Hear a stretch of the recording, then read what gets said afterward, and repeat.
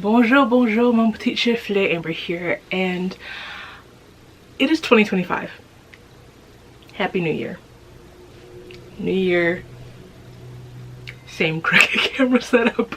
I'm just realizing that it's crooked. There's really nothing I can do about it right now. Anywho, it is January. I have desperately been trying to play catch up with my 2024 videos, my 2024 vlogs. Between that and just life in general, I haven't had time to sit down and wrap up my reading year. What used to be my favorite videos of some of my favorite videos of the year, I just have gotten away from, but I feel like I can't move on into 2025 without kind of releasing 2024. I say this on the second to last day of January, but I digress. This month has been a year in and of itself. That starts with my worst reads, my least favorite reads of the year. I don't really have many, actually. It's harder to pick worst reads for me sometimes than best reads. One, I keep track of my favorite reads in my reading journal, as well as the designated journal I have for my favorite books that I've read. Eventually I want to do a full flip through of that, but I want to fill it up first. I think this will be the last year that I can fit in that book, and then before I move on to a new one, I'll do a full flip through of the last like 3-4 years of my favorite books. What was I saying? However, my least favorite books I'll read and try to push as far away from me as humanly possible, as well as some, like the last few years have been a little mid reading. I've had my favorite reads, but maybe it's because maybe I do too many themed TBRs to get fully attached to as many books or have full emotional responses, good or bad, to books, and it takes something really good to make it onto a favorites list. So I'm gonna stop talking. I'm gonna stop babbling, and I'm gonna get into this list. There are really only 6 books, so this should be quick now that I've gotten through this stupidly lengthy intro. There's no order to this list. These are just the books that I could think of that I hated. The first book. Hello? The first book is The Witch and the Czar by someone. And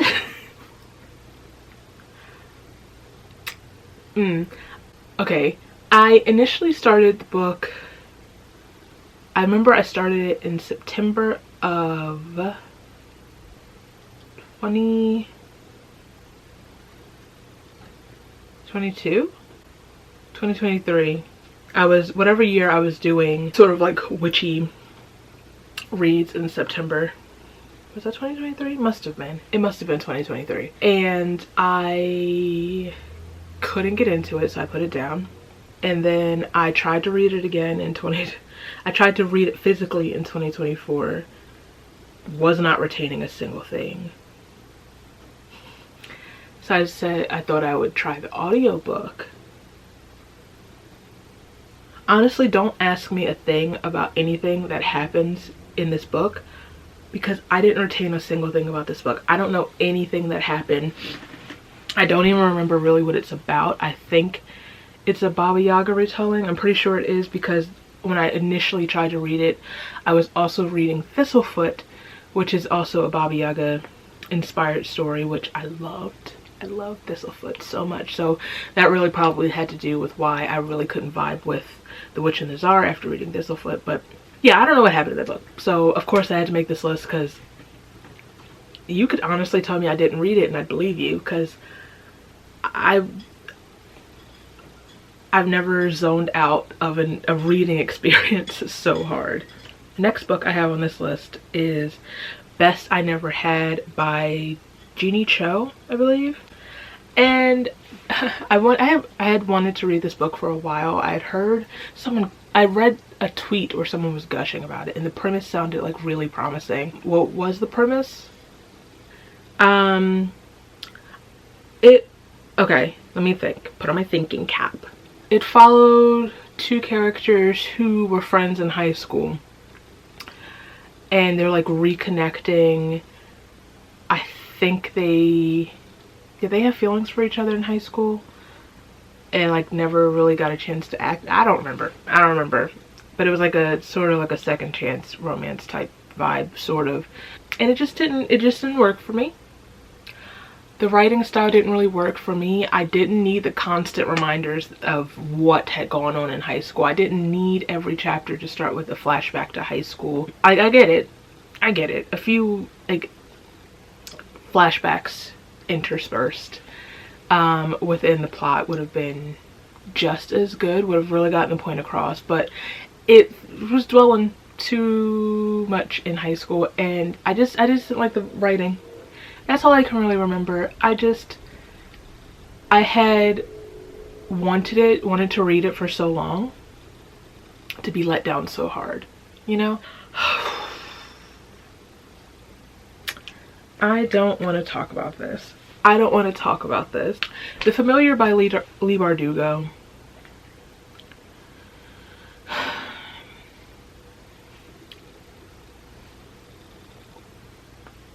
All I can say about The Familiar by Leigh Bardugo is gowns, great gowns, beautiful gowns.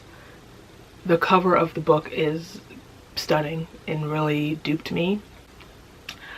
My feelings for the Six of Crows duology really set my standards and expectations too high. Clearly, gowns, beautiful gowns. I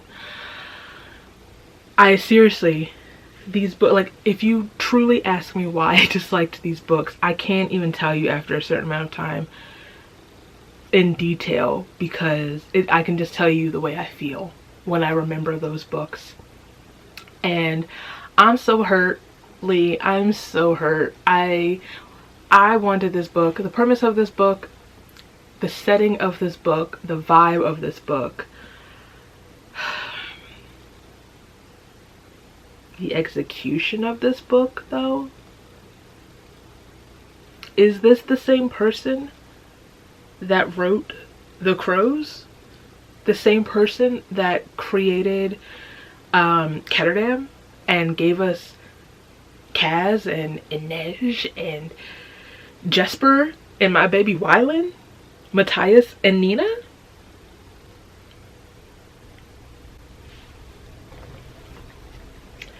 The next book that did me dirty this year was Kiss and Spell by Celestine Martin, which is the second book.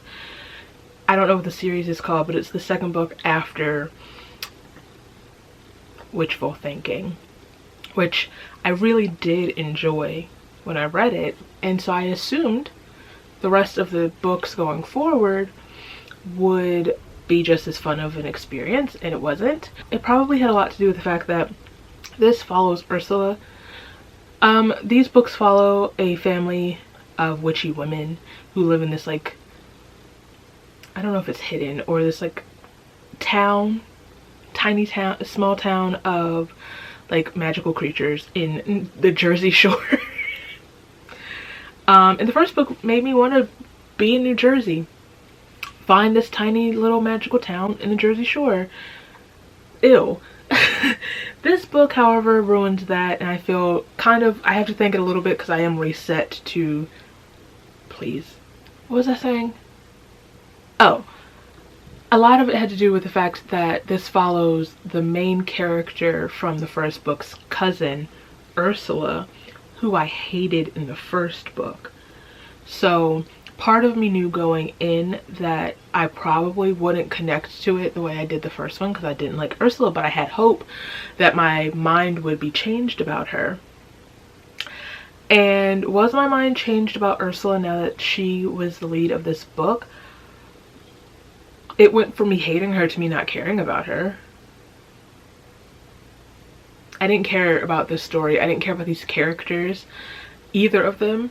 I didn't believe their connection. I didn't believe their romance. I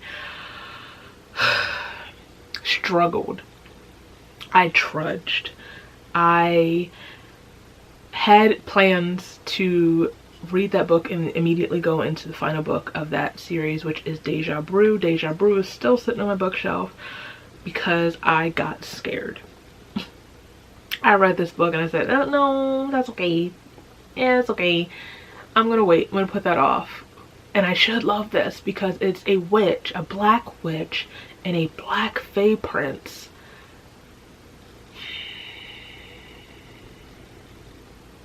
Next, we have a book from my Greek mythology TBR. And it's the only one that I didn't enjoy of that vlog. And it's The Silence of the Girls by Pat Barker. I have beef with this book. Coming off of Reed's one, like The Song of Achilles, which is the same setting as the what is this called? The Silence of the Girls, and Circe, which is the vibe, I guess, that it should have been going for. This book was a miss. Like I said, this takes place during the Trojan War. This follows Briseis, who is the captive concubine or whatever of Achilles. I read The Song of Achilles before this. Disregarding Achilles and Patroclus, the interpretation, the characterization of Briseis in that book, and then going into Briseis in this book that she is the main character of. And then, like I said, coming off of a book like Circe, which is like this female-led feminist take on a story of a woman who was kind of vilified in a classic literary work or whatever. And like how, you know, it runs on the theme of how women throughout literature and history, their stories are told by men in a way to paint men as heroes and victims of these women or whatever. And this is Circe telling her story. This is not my favorites video, wrap it up. And that's what I wanted of this book, because that's what it proclaims itself to be, a similar type of situation. They're always usually lumped together in those like feminist retelling categories, subgenres of books. And there was not a single point where I cared about Briseis, could connect with Briseis. Like I said in that vlog, this book is called The Silence of the Girls. There's no camaraderie really between the girls. I wanted Briseis to have more of a personality than just slave. That's everything. I mean, she is a slave, yes, but I didn't want that to be her entire, I wish that wasn't her entire characterization. I wanted to see who she was in spite of that, in spite of Achilles, basically. This is supposed to be the story about the women in this situation, and then we get a whole POV from Achilles. Why are you here? Why are you speaking? Why is a man speaking? Why is there a man here? I hated that book. I hated that book, and I'm sad because that's another book I'd wanted for a really long time. And I thought I would continue on with the series, and I would rather die. The last book on this list is one of the last books I read of the year, and I'm upset about it. It's A Novel Christmas by somebody. And I'm hurt by this one too. I'm very hurt by this one because this sounded like it was going to be so good. We follow like this prestigious pro something profession, this really popular black romance author who, she's in a slump, and her manager's like, all right, you're gonna need to write a holiday romance because those are popular and that's gonna get you back into the good graces of your readers, your audience. And she's like, no, I don't really want to do that. I don't really, writing holiday romances really isn't my thing. They're cheesy, they're not whatever. But she doesn't have much choice, so to find inspiration, she goes to this tiny Christmas themed town, and there's this hot volunteer firefighter who also happens to own the duplex that she's staying in. And I'm just like, yeah, give it to me. It's kind of like a sort of a forced proximity situation, but it was not good. Ooh, it was not good. It was not good. It wasn't good, guys. Not only was the writing not good, but there was some weird toxicity running through it. First of all, I already mentioned this in the vlog, in my December vlog, but in the year of our Lord 2024 at the time, on Bison's internet, this woman who claims throughout the book to be a coffee snob is drooling over Starbucks. That's offensive on so many levels. Let's start with the fact that you claim to be a coffee snob and your precedent, I guess, is that the right word, for coffee is Starbucks. Okay. And then that was strike one. Strike two, that wasn't even, was that? Yeah, that was strike one. Strike two, in the year of our Lord 2024, Chris Brown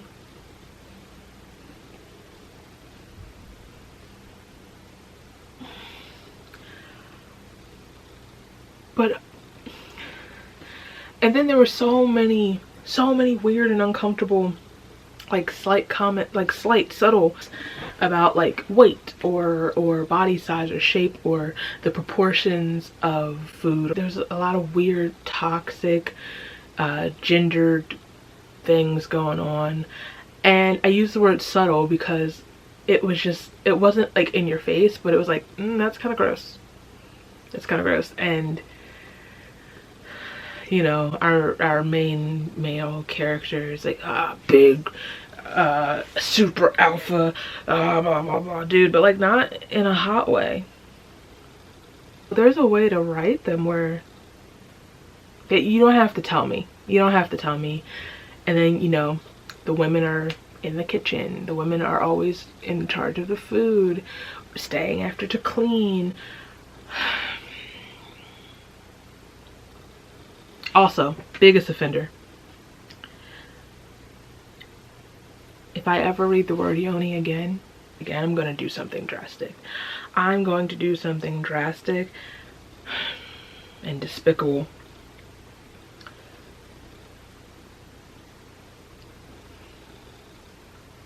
I don't think I've ever heard a vagina referred to as a yoni once, let alone the obscene amount of times throughout this book. And like in the middle of sex, it's weird because I'm like, that's